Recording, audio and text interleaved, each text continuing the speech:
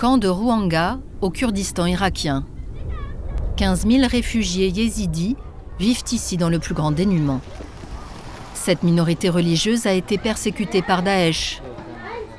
Parmi les réfugiés, on trouve de nombreux enfants, comme Ayad. Le garçon a vécu en captivité sous l'État islamique jusqu'à sa libération à l'été 2016.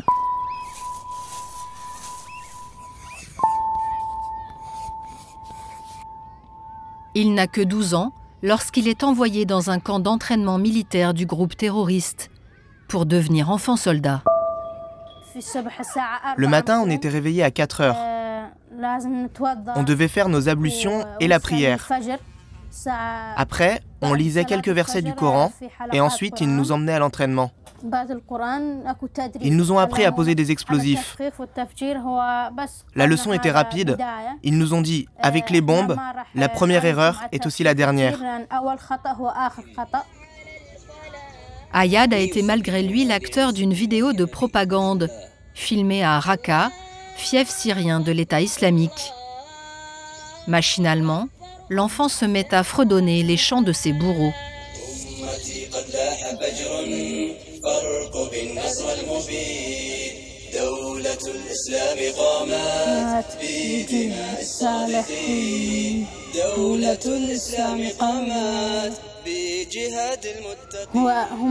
Là, on apprend à s'engouffrer dans les tunnels. Comme ça, quand l'aviation ennemie bombarde, on est protégé et les éclats d'obus ne peuvent pas nous toucher. C'est moi là, ici.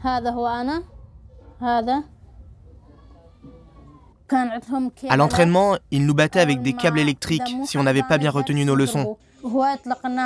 Ils tiraient tout près de nos pieds pour nous mettre la pression. Après des mois d'entraînement, Ayad est emmené au front pour combattre son propre peuple, les forces kurdes.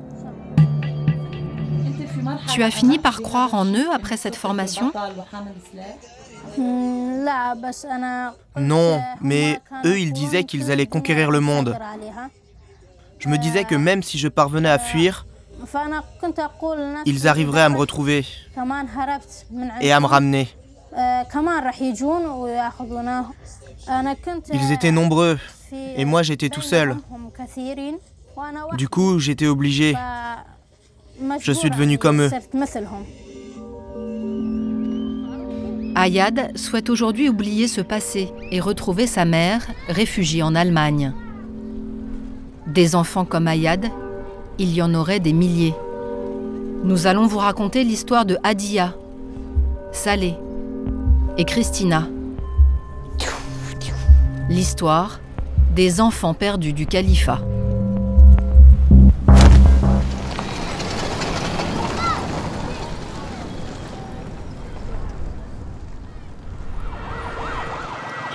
En juin 2014, l'État islamique lance une vaste offensive et s'empare d'une partie de l'Irak et de la Syrie. Il y instaure un califat. Sa zone d'influence à cheval sur les deux pays s'étend de Mossoul à Raqqa, sur un territoire aussi vaste que la Grande-Bretagne, 7 millions d'habitants. Pour asseoir son royaume de la terreur, Daesh embrigade la jeunesse et crée une nouvelle génération de djihadistes, des enfants soldats appelés lionceaux, dressés pour tuer.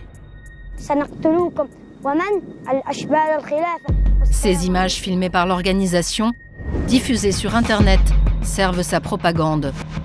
Cet endoctrinement à grande échelle en vue de créer un homme nouveau rappelle celui du Troisième Reich. Les jeunesses hitlériennes étaient alors un rouage essentiel de l'entreprise totalitaire nazie. Endoctrinés mais aussi persécutés, au cœur du califat, les enfants issus des minorités religieuses, chrétiennes et yézidis sont victimes de crimes de guerre, dénoncés dès 2015 dans ce rapport des Nations Unies.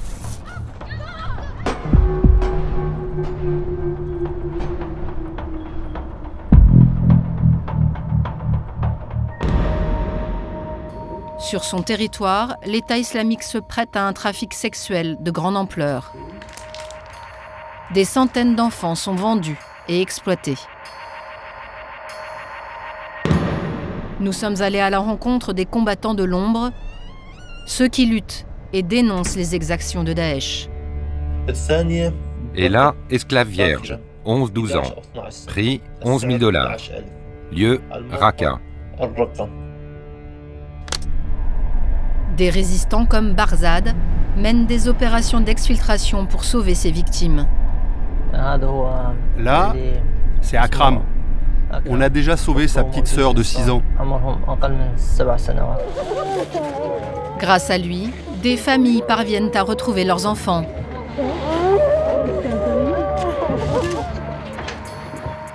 Des revenants que des médecins et psychologues essaient par la suite de soigner. Joumana, on parle de ça? Joumana, cet homme te faisait peur la nuit ou la journée? Qu'adviendra-t-il de cette génération perdue? Des enfants de cette taille, il en mettait des ceintures. Vous avez vu ça? Oui, et ça faisait... Ces enfants doivent-ils être punis, jugés ou soignés? Sont-ils des victimes ou des bourreaux?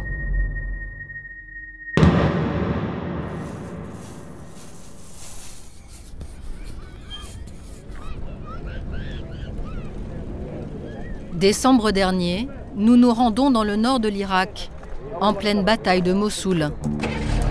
Depuis 2 mois, l'armée irakienne tente de libérer la ville, capitale autoproclamée du califat, et y livre des combats féroces contre Daesh. Nous partons vers les quartiers repris récemment à l'organisation terroriste à l'est de Mossoul. Plus loin, dis-lui de nous ouvrir la voie. Dans les rangs ennemis, les soldats nous affirment devoir parfois combattre des enfants, les fameux lionceaux du califat. Actuellement, il y a des enfants qui participent à la bataille de Mossoul contre nous, dans les rangs de Daesh. Ils ont quel âge? Ils ont entre 10 et 15 ans, pas plus.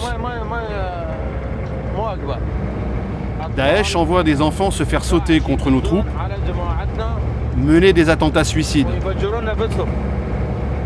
Comment vous pouvez savoir que ce sont des enfants? Ça se voit. Un jeune sans barbe, c'est qu'il est encore enfant ou ado. Regardez, il y a des carcasses de voitures piégées par Daesh. Celle-là, le kamikaze est encore dedans. On peut descendre filmer? Non, non, impossible. Aux mains de Daesh depuis plus de 2 ans, la ville est la vitrine du système totalitaire établi sur tout le califat. Dans son ambition affichée de créer un homme nouveau, le groupe terroriste a ciblé en priorité les enfants et donc l'école. En 2015, le ministère de l'Éducation du groupe terroriste émet un décret à l'attention de toutes les écoles, collèges et facultés, un document dans lequel il définit sa politique. Doivent être supprimés des programmes d'enseignement les matières suivantes: la philosophie, les sciences sociales, la musique, le dessin, le sport, la psychologie et l'histoire. Ne pas enseigner le concept de nationalisme ou de patriotisme, le remplacer par celui de l'appartenance à l'islam. Supprimer des matières scientifiques toute allusion à la théorie de Darwin. Dieu a créé l'homme tel qu'il est aujourd'hui. Des directives appliquées dans un collège où nous nous rendons. Aujourd'hui déserté, auparavant aux mains de Daesh. Le gardien de l'établissement nous sert de guide. Les militaires sont anxieux. L'organisation a piégé de nombreux bâtiments. C'est bon, pas de mine. T'es sûr qu'il n'y a pas de danger?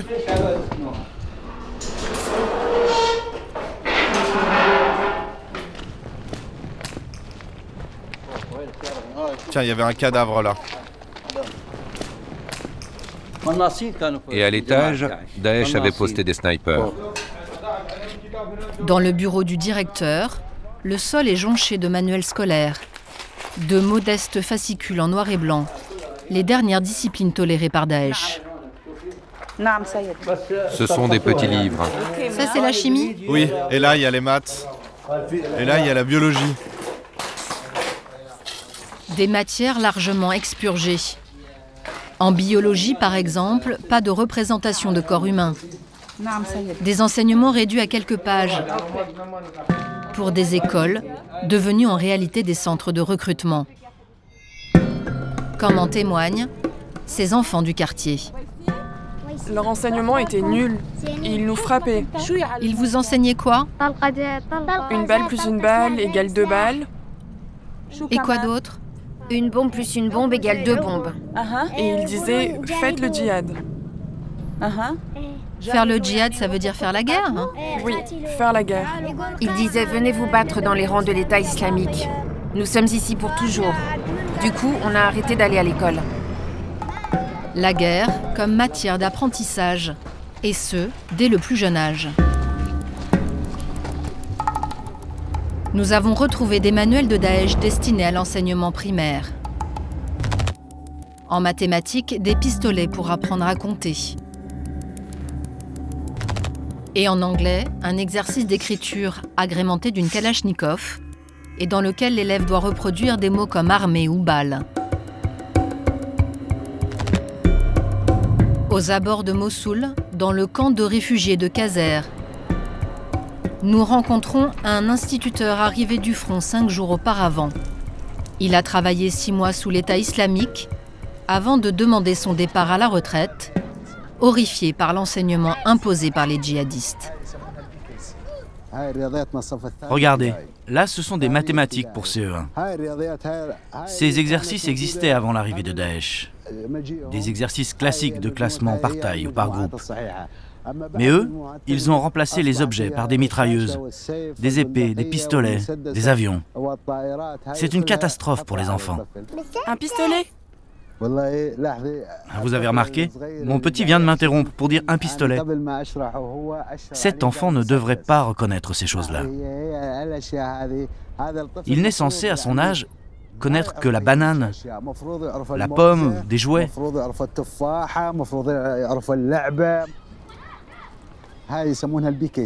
C'est une arme automatique, une BKC.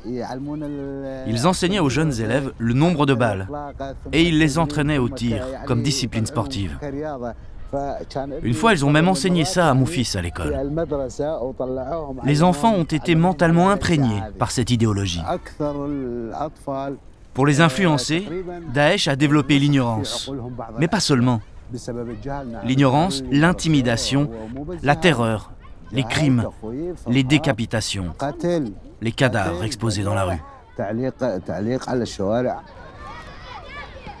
La rue, c'est bien là que Daesh met au pas toute une génération. Il y a quelques mois, nous avions pu contacter un membre du réseau clandestin, Raqqa meurt en silence. Un groupe d'activistes qui dénonce, depuis le fief syrien de l'État islamique, les exactions du groupe terroriste au péril de leur vie. Allô, je vous reçois. L'un d'eux nous avait alors confirmé la prise en otage de la jeunesse par Daesh. L'organisation a mis en place une politique d'embrigadement des petits dans les rues. Ils leur donnent des sucreries, des jouets pour les aborder. Ils leur font l'apologie du djihad en leur disant « Regarde, nous portons des armes. Toi aussi tu peux en avoir. Tes parents te disent que tu es encore un enfant ? Pourquoi tu ne viens pas combattre avec nous pour devenir un héros? Tu ne veux pas mener une opération suicide et devenir un martyr? » La propagande est partout, comme en témoignent ces images tournées par Daesh en 2015. Ces hommes recrutent jusqu'aux abords des parcs d'attractions. Des bus sillonnent les villes du califat pour embrigader toujours plus de lionceaux. On les appelle les caravanes de la prédication. Les jeunes handicapés ne peuvent y échapper et l'organisation utilise même des enfants pour enrôler d'autres enfants.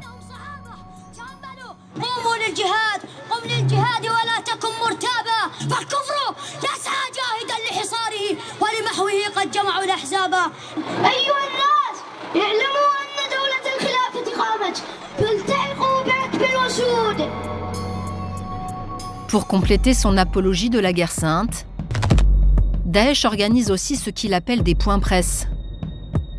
Des écrans géants installés dans les rues sur lesquels sont diffusées des vidéos de combat ou d'exécution. Ce jour-là, celle de la mise à mort d'un pilote jordanien brûlé vif.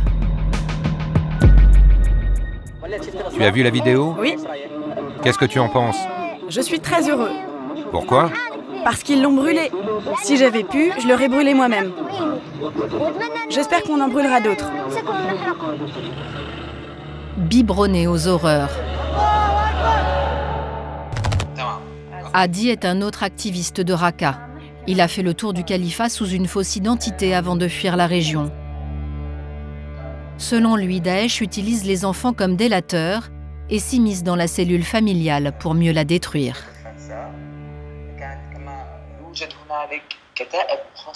Ils ont des brigades spécialisées en charge de propager l'idéologie de Daesh parmi les jeunes.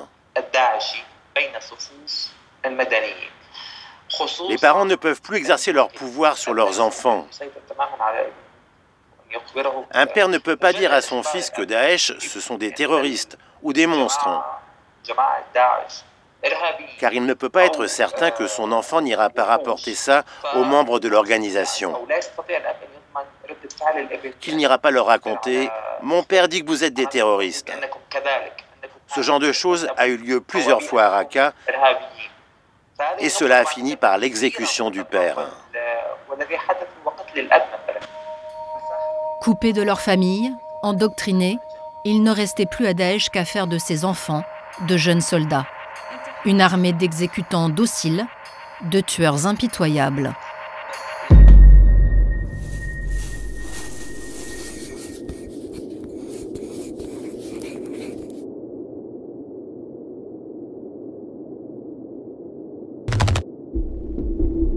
Fin 2015, Daesh met en scène une sorte de jeu télévisé. Dans un décor qui rappelle Fort Boyard, 6 enfants se voient confier une mission. Exécuter des prisonniers ligotés et cachés dans des tunnels. Une production hollywoodienne pour signifier à l'ennemi que la nouvelle génération est opérationnelle. Parmi ces 6 garçons, Salman al-Sinjari, un yézidi de 8 ans entraîné comme les autres à toutes les méthodes d'exécution. On va vous choper, vous et les Juifs! Salman finira par décapiter sa victime. L'image de l'enfant bourreau fera le tour du monde sur Internet, alimentant la communication de Daesh. Une image qui hante l'oncle de Salman. Nous l'avons retrouvé au Kurdistan. Il souhaite garder l'anonymat. Pouvez-vous l'identifier? Oui, c'est lui. Le petit était en CE2 quand Daesh l'a pris.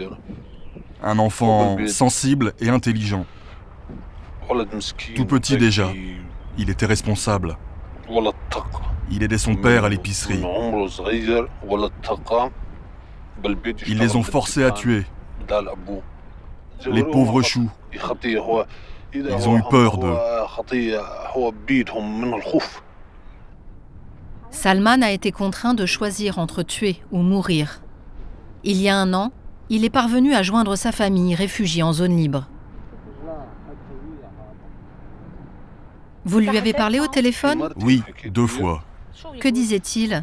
Il voulait revenir, mais personne n'a pu l'exfiltrer. Aujourd'hui, on n'a plus aucune nouvelle de lui.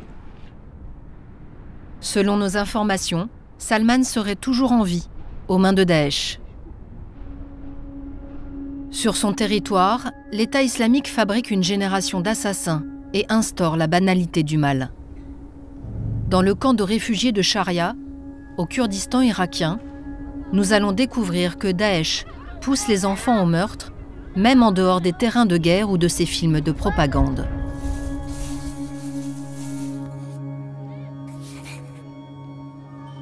Cette fratrie a été captive de Daesh avec sa mère pendant 2 ans. Victimes de violences et de simulacres d'exécution, Fadi, Hadia et Shadi ont dû un jour tuer à leur tour, gratuitement. Le condamné à mort leur est amené ligoté et les yeux bandés par un geôlier djihadiste.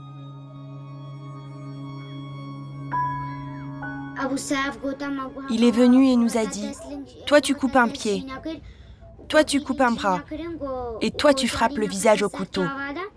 Sinon, je vous enlève tous les trois à votre mère et je vous tue. Qu'as-tu ressenti? Pourquoi tu l'as fait? On a eu peur de dire non. Ils nous ont donné à chacun une machette. Moi, je devais couper la main. J'ai coupé la main. Lui, il a dû couper les pieds. Et Shadi, il lui a donné des coups de couteau au visage. Moi, je lui ai coupé le pied. Ma sœur lui a coupé la main. Et Shadi lui a planté des coups de couteau au niveau de la bouche. À quel endroit? Au niveau de la figure. Il était conscient, en vie? C'est quand Shadi lui a donné un coup de couteau dans les yeux qu'il est mort. Un récit glaçant, corroboré par la mère. En apparence détachée, les trois enfants portent en eux les séquelles de leur passage aux mains de Daesh. Shadi, le petit dernier, est le plus perturbé.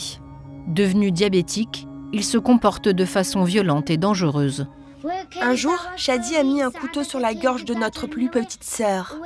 Il lui aurait sûrement découpé l'oreille, mais ma mère est arrivée à temps et l'a empêché. On lui a dit « Qu'est-ce que tu fais avec ce couteau ?» Et il a répondu « Je vais l'égorger, elle m'appartient. » Une autre fois, il a failli mettre le feu à notre tente. Ma petite sœur était endormie, il y avait de la fumée qui s'échappait. Moi, je l'ai giflé, mais il m'a mis un gros coup de bâton et ça a fait boum dans ma tête. Il a dit « Faut brûler cet endroit, comme Daesh. » Malgré ces troubles du comportement, la fratrie vit ici depuis 1 an, sans réelle prise en charge psychologique. Les 3 frères et sœurs étaient parvenus à fuir miraculeusement le califat. Mais certains enfants, forcés à franchir la ligne entre le bien et le mal, n'en sont eux jamais revenus. Comme ces 2 frères, mis en scène dans une des vidéos diffusées récemment par Daesh. Assad, 12 ans, et Amjad, 13 ans. Les voici avant leur capture. Chacun au volant d'une voiture bourrée d'explosifs, ils s'apprêtent à mener 2 opérations kamikazes. Ces yézidis convertis de force menacent jusqu'à leur famille. Nous souhaitons frapper les ennemis de Dieu, les faire exploser, même si ce sont nos propres parents. Si Dieu le veut, nous allons frapper les mécréants.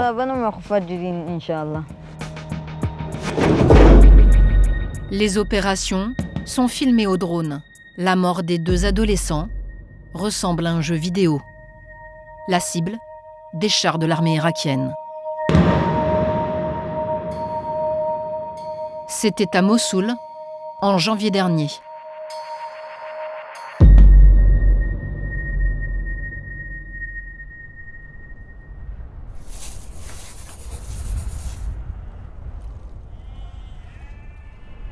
Avec la reprise de territoire sous contrôle de Daesh, une question se pose aux libérateurs.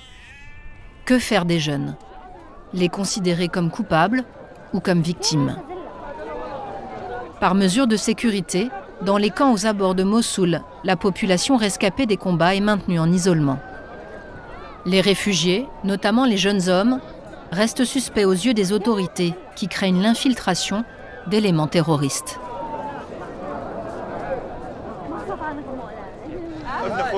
C'est mon neveu. Pourquoi vous ne pouvez pas sortir? Je ne peux pas, il n'accepte pas. Pourquoi? Je ne sais pas. Des adolescents, suspectés de liens avec Daesh, ont été arrêtés dans ce camp. Certains ont été envoyés en détention à Kirkouk, à 180 km de Mossoul. L'ombre de Daesh plane sur la ville. Une violente attaque du groupe terroriste 2 mois avant notre arrivée en décembre dernier a fait 92 morts. Dans une prison tenue secrète, nous rencontrons un adolescent qui a reconnu son adhésion à l'État islamique.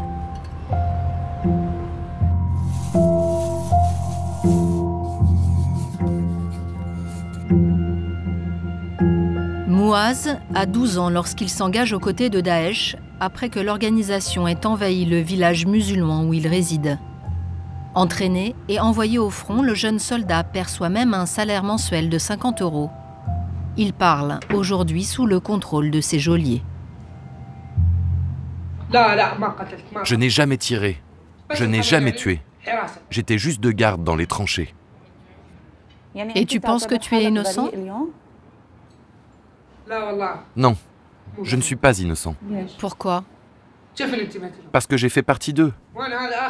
Je ne recommencerai plus. J'ai beaucoup de remords. J'ai prêté allégeance, mais lorsque je suis entré dans leur rang et que j'ai vu ce qui se passe là-bas, j'ai regretté.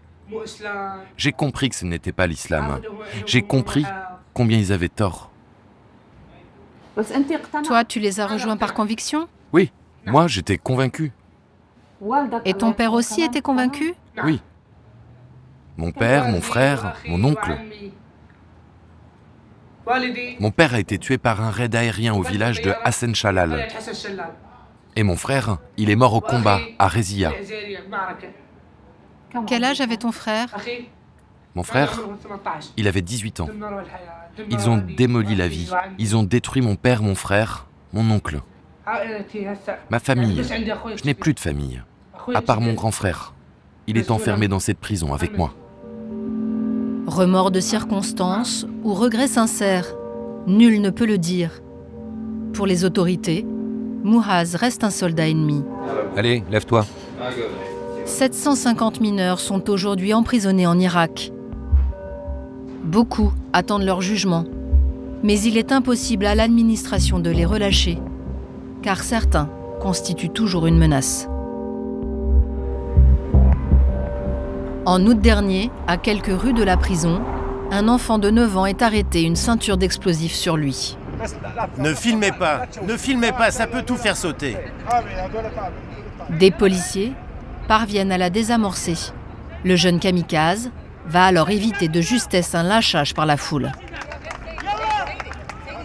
Éloignez-vous, reculez. Papa! S'il vous plaît, monsieur, ne me faites pas mal. N'aie pas peur. Mes frères, reculez, laissez-le, je vous en prie. Reculez une minute. Non, ne m'enlevez pas mes habits. Le candidat au martyr, venu de Mossoul, attend aujourd'hui son jugement en prison. Quelques semaines après cette arrestation, son frère parviendra à se faire exploser. Une quarantaine d'attentats suicides auraient été perpétrés en Irak par des enfants.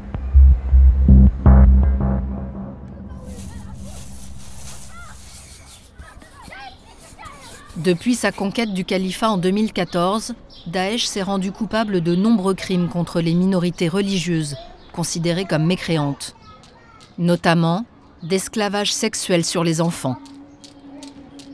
Christina a 3 ans lorsqu'elle est arrachée à sa mère Aïda. Leur village est alors occupé et la population chrétienne est déportée dans des bus. Des rafles qui rappellent la Seconde Guerre mondiale. Dans le bus, ils nous ont dit qu'ils nous emmenaient à un dispensaire pour nous examiner et soigner ceux qui avaient des problèmes de santé. Mais c'était faux. Ils n'ont rien fait de tout ça. Et ils étaient tous vêtus de noir. Au moment du tri, ils ont dépossédé ceux qui avaient de l'argent ou de l'or. Nous sommes remontés dans le bus. Nous sommes pauvres. Nous n'avions rien à donner. Alors ils ont pris notre petite fille. Depuis, Aïda a obtenu des nouvelles. Son enfant est aux mains d'un djihadiste de 70 ans vivant à Mossoul. Il y a quelques mois, elle a même retrouvé une photo de Christina sur un site de Daesh qui se vante de ses prises chrétiennes. Elle est jolie, mais c'est une enfant. Quel intérêt de la retenir? Peut-être qu'ils attendent qu'elle grandisse pour la prendre pour femme. Mais j'espère que cela ne se réalisera jamais. Si Dieu le veut. Si jamais elle revient, j'espère qu'elle ne nous aura pas oubliés. Je ne crois pas. Christina est une enfant si intelligente. Je ne pense pas qu'elle m'oubliera.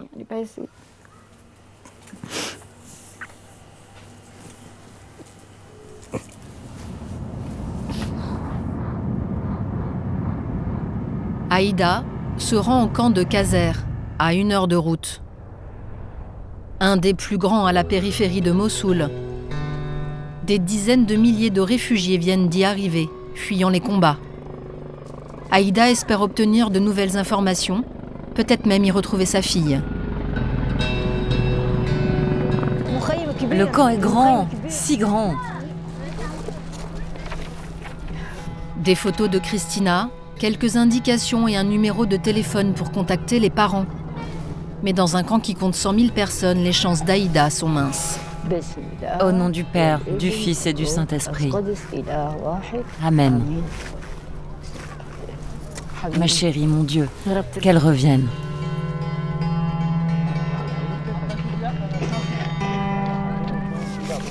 Bonjour. Bonjour. C'est ma fille sur cette photo, monsieur. Si elle arrive dans ce camp... Mais elle est perdue? Daesh l'a capturée. Que Dieu maudisse Daesh. Aïda craint pour la vie de sa fille. Les avions de la coalition pilonnent Mossoul depuis des semaines. Quelle est la situation dans Mossoul? Catastrophique, vraiment. Les bombardements, c'est ça? Ça bombarde beaucoup. Hier, ils ont ramené plein de blessés. Moi, j'ai une petite fille kidnappée à l'intérieur. Les garçons, ils les amènent au combat. Mais les petites filles, ils ne les tuent pas. Un jour, les Daeshistes ont emmené une fillette de 3 ans. Belle et toute blonde, mais elle était yézidi. Et une adolescente yézidi aussi. Mais elle s'est immolée par le feu. Vous savez ce qu'ils font aux fillettes? Ils les élèvent et quand elles atteignent 9 ou 10 ans, ils les épousent. Moi, j'étais la voisine d'un émir. Un jour, il a amené une otage de 15 ans et l'a épousée alors qu'il a 35 ans. Et récemment, il a apporté une fillette de 3 ans et il a dit qu'il la marierait à son fils, qui a 6 ans.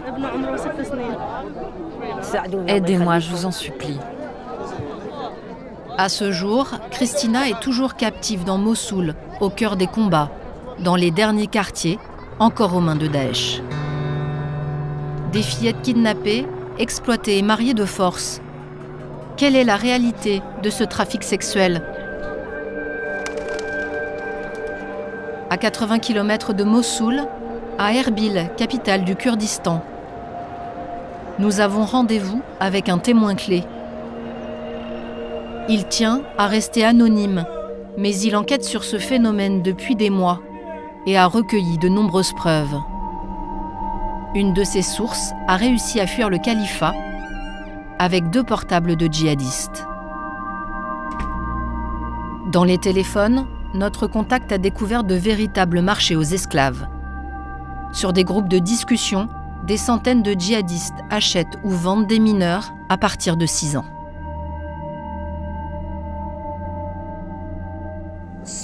Par exemple, là, ce djihadiste annonce une esclave déflorée à vendre, âge 13 ans, corps mince, grand. Son travail, elle nettoie et lave sans rechigner. Religion, convertie à l'islam. A commencé à apprendre le Coran. Le prix, $9 000. Et là, esclave vierge, 11-12 ans. Prix, $11 000. Lieu, Raqqa. Il les maquille comme ça pour les vendre plus vite et plus cher.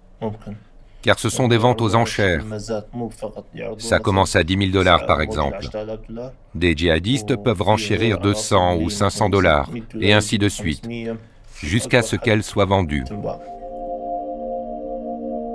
Sur un marché virtuel intitulé Khalifa Mall, nous trouvons même des messages audio envoyés par un vendeur à un acheteur indécis. L'homme déploie son argumentaire commercial comme s'il s'agissait d'un quelconque produit. Salut l'ami. L'esclave est déflorée, mais elle a 14 ans. Sa beauté, 70 sur 100, et même plus. Depuis son esclavage, elle n'a été vendue que 2 fois. Tu comprends, elle n'est pas passée entre les mains de trop de frères. Un de nos frères l'a eue pour un certain temps. Et le second, apparemment, il ne l'aurait même pas touchée, pas pénétrée. Ce n'est pas sûr, mais je peux m'en assurer pour toi.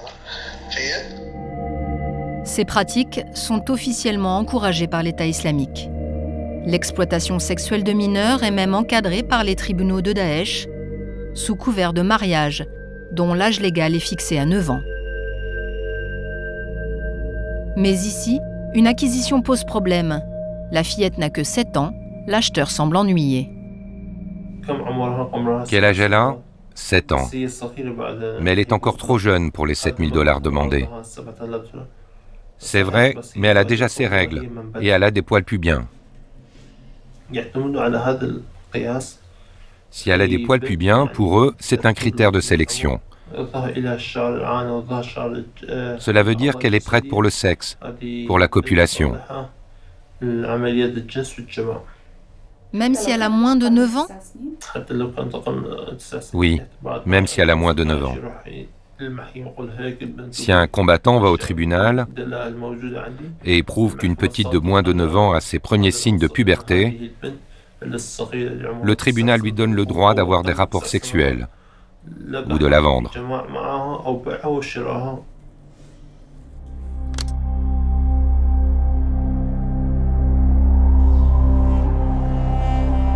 Face à l'horreur qui frappe son peuple, un jeune yézidi, Barzad Farhan, s'est mobilisé avec un groupe de volontaires pour exfiltrer ses enfants otages.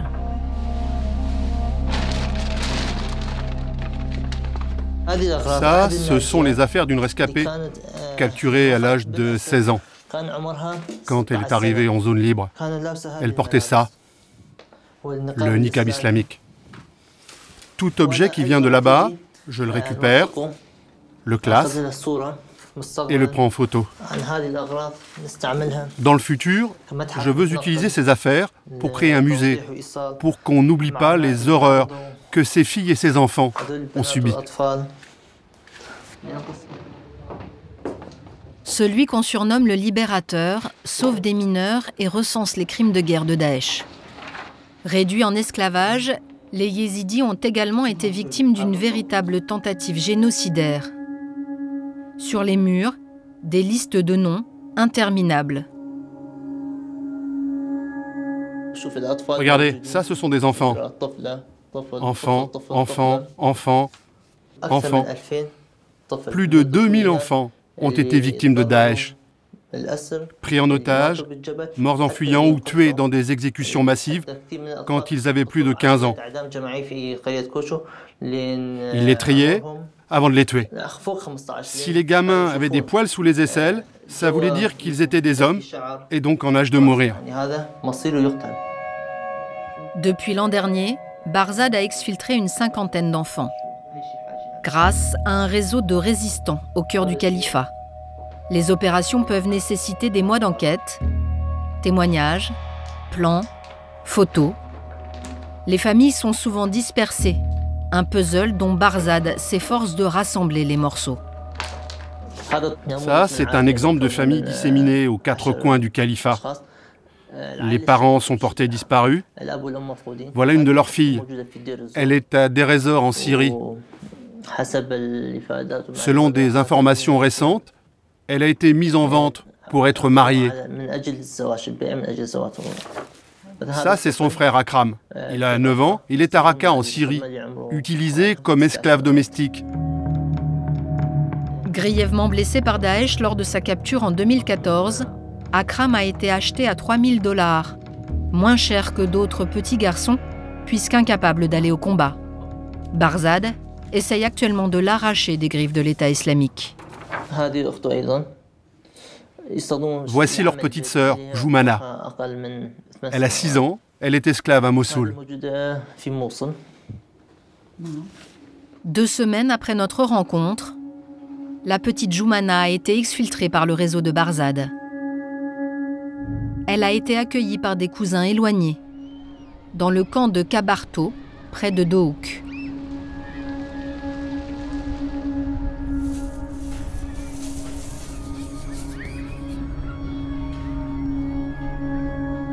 Sa mère a été assassinée par Daesh pour s'être rebellée contre le traitement fait à ses enfants. Joumana refuse d'aller à l'école et ne cesse de parler de sexe. Ses proches sont persuadés qu'elle a été abusée. Un cousin l'emmène voir une psychothérapeute Une prise en charge gratuite, une fois par mois. C'est la première fois qu'ils s'y rendent. Elle a tenté de se suicider plusieurs fois. Parfois, elle quitte la tente. Même en pleine nuit, elle ne revient pas. On la ramène de force. Elle a des comportements violents avec les enfants des voisins. Comment elle a essayé de se suicider? Par le feu, en s'immolant.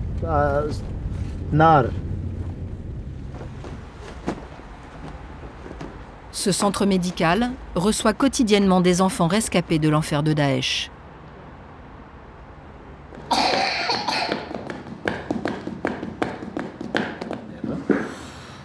Quand tu seras avec le docteur, tu lui diras bien que tu as mal, que tu es triste, parce que tu as perdu tes parents. Allez, redresse-toi. C'est impoli. Tu lui expliqueras que tu as été kidnappé. Bonjour, bienvenue, je suis le docteur Galavèche. Tends la main au docteur. Comment vas-tu? Bien?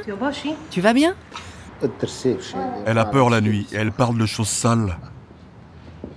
Les enfants que voit cette psychothérapeute présentent tous un état de stress post-traumatique. Joumana, comme les autres, peine à exprimer sa souffrance, mais son comportement et ses dessins parlent pour elle. Tu veux les couvrir? Tu veux qu'ils soient cachés? Ils ont peur de quoi, Joumana? Ils ont peur ou bien honte?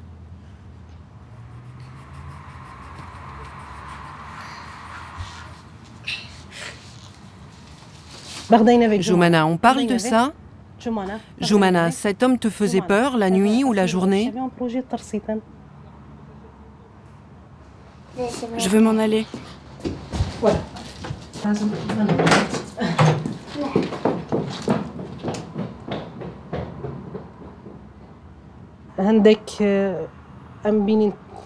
L'expression du visage reflète de la terreur.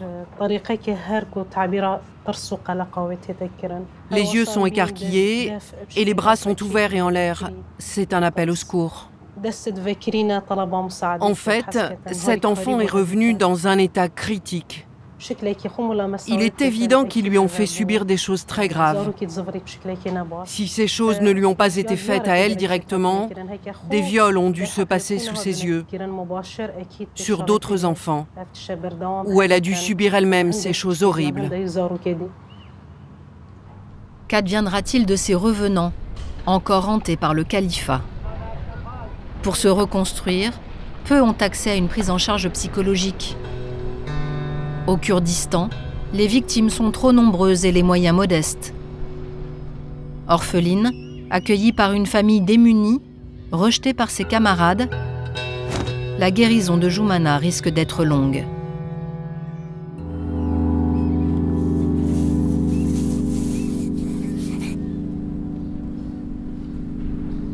Pour d'autres, l'avenir s'annonce un peu moins sombre. Pour aider ces enfants yézidis rescapés, l'Allemagne a mis en place un programme d'accueil unique en Europe. Ayad, l'adolescent enrôlé par Daesh, va en bénéficier. Après 6 mois passés dans ce camp de réfugiés, il part pour Stuttgart, où ont déjà été rapatriés son petit frère et sa mère. Je suis triste parce que je vais quitter ma terre, l'Irak. Et je suis heureux parce que je vais retrouver ma mère, mes amis et ma famille. J'ai perdu mon enfance. C'était trop tous ces malheurs et tous ces problèmes pour un enfant, pour quelqu'un d'aussi jeune que moi. C'était vraiment trop. J'étais heureux dans ma vie d'avant, mais j'ai perdu mon enfance.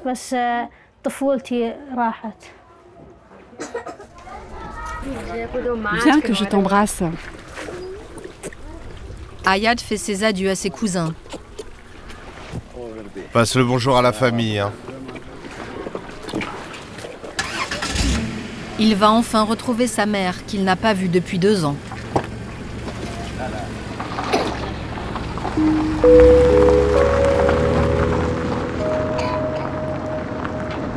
À 14 ans, Ayad a la maturité de ceux qui ont connu l'enfer. S'il s'envole vers un avenir qu'il espère meilleur, le passé continue de l'habiter. Ce sera impossible d'oublier ce qui m'est arrivé. Ils m'ont fait beaucoup de mal, et à la société tout entière aussi. Les prochaines générations n'oublieront pas cette catastrophe et ces massacres.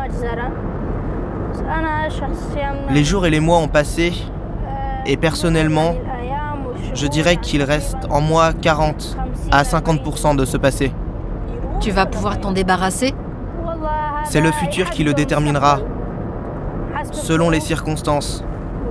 Le futur le dira.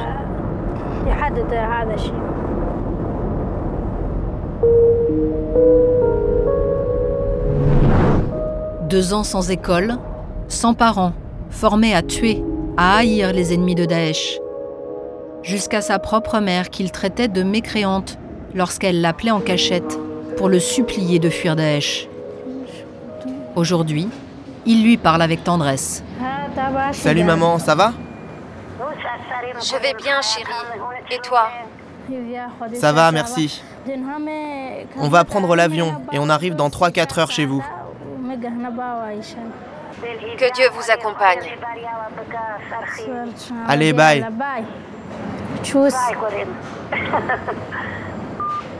Un au revoir en allemand, comme pour signifier à sa mère sa joie de la rejoindre.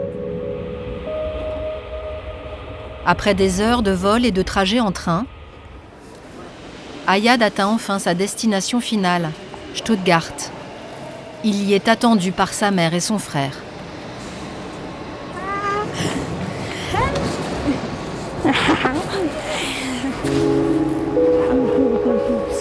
Les services sociaux chargés d'accueillir Ayad nous demandent de les laisser seuls. Mais nous autoriserons finalement à rencontrer d'autres enfants. L'Allemagne est le premier pays d'accueil des Yézidis en Europe. Aujourd'hui, le Parlement régional à Stuttgart a invité des rescapés à témoigner de leur martyre devant les députés allemands. À cause des sévices atroces infligés par Daesh, les Yézidis sont venus en Allemagne. Et l'Allemagne les a accueillis. Le chef d'orchestre de cette grande messe, c'est le docteur Michael Blume, fondateur du programme qui a accueilli Ayad et quelques 600 enfants avec leur maman.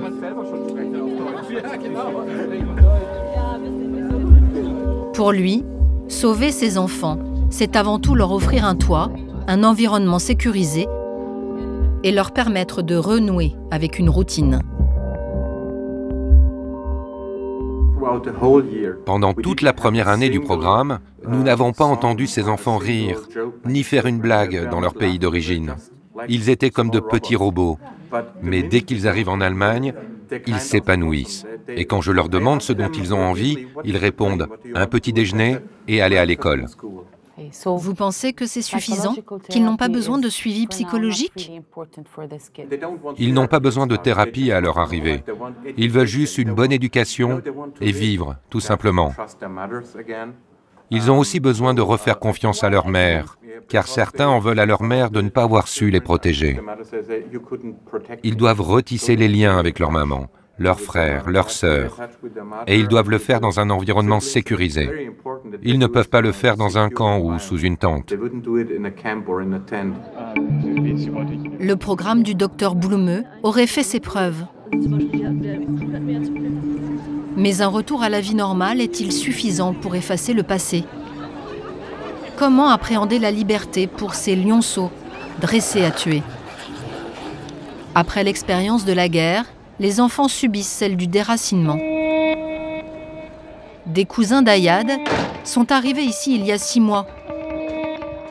Ils vivent à 100 km de Stuttgart, en collectivité avec une trentaine d'autres réfugiés.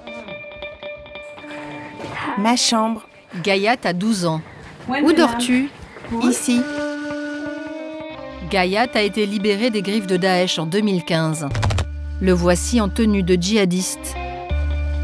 Il a été soumis à un entraînement militaire et à des cours de propagande.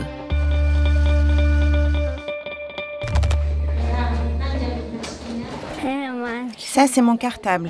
Aujourd'hui, Gayat apprend l'allemand pour pouvoir aller à l'école.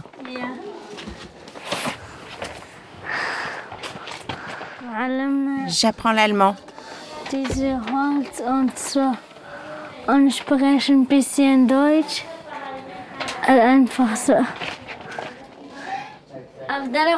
bien ici, mais on n'est pas heureux dans cette maison. Tous semblent un peu désœuvrés dans ce petit village de la campagne allemande. Peu d'encadrement, aucun soutien psychologique, ni pour Gayat, ni pour son grand frère, Ragheb, 15 ans. L'adolescent a pourtant été entraîné au redoutable camp Al-Farouk, à Raqqa.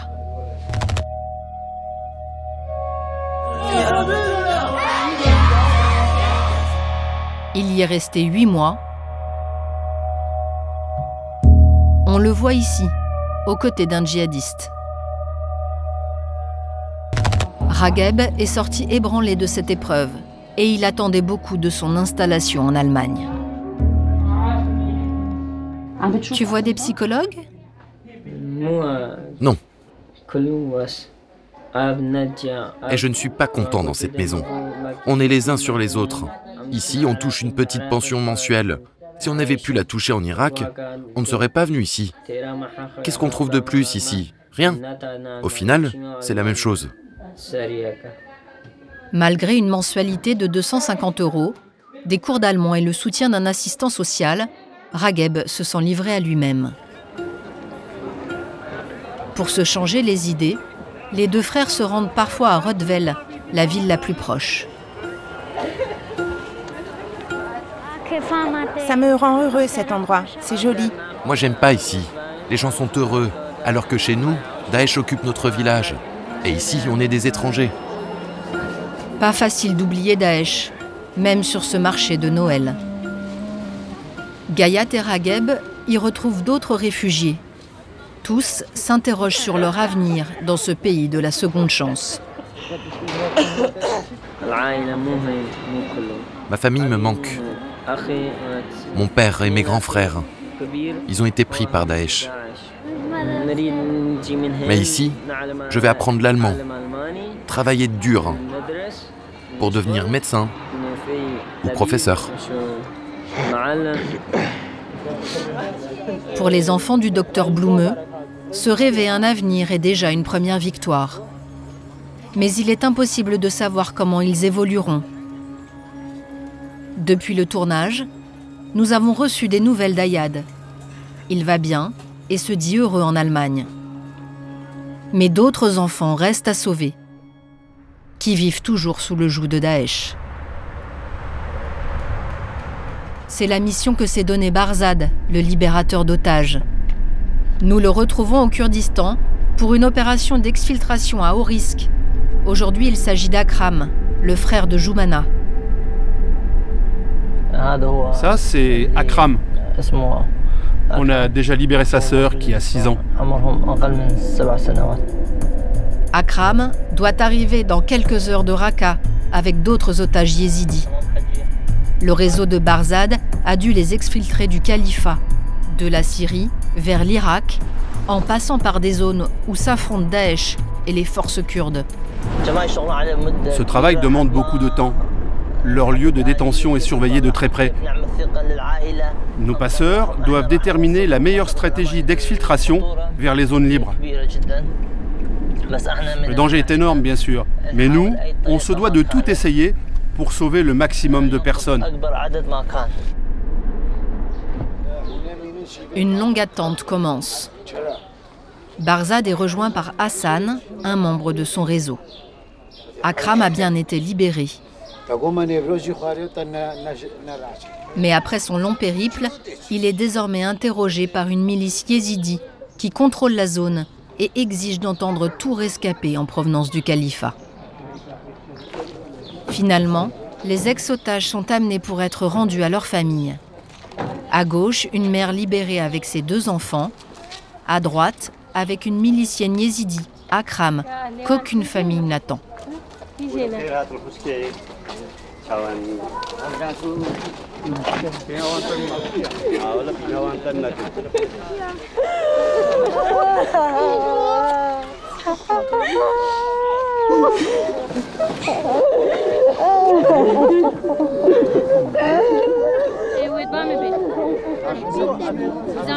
Akram? C'est moi, je t'ai eu plusieurs fois au téléphone en secret. On va aller voir Joumana. Joumana? Elle est à Raqqa? Non, Joumana est avec nous en sécurité.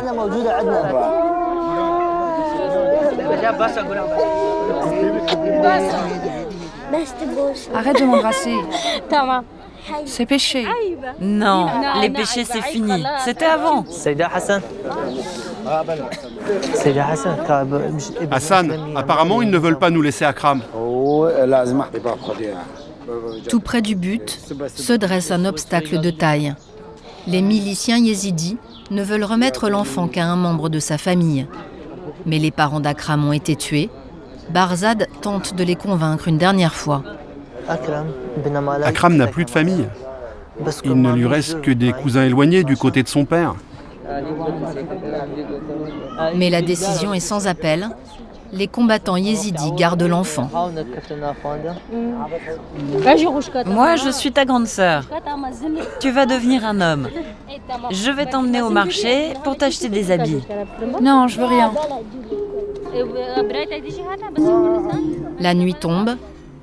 Akram est finalement emmené par les miliciennes yézidis, elles aussi accusées d'entraîner des enfants dans leur guerre contre Daesh. Akram n'aura fait que changer de camp. Dis-leur, camarade.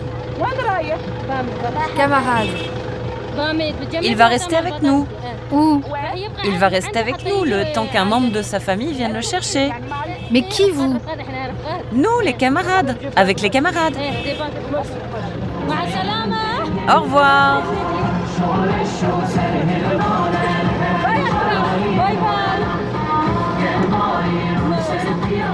Tout juste sauvé, Akram est de nouveau happé par la guerre.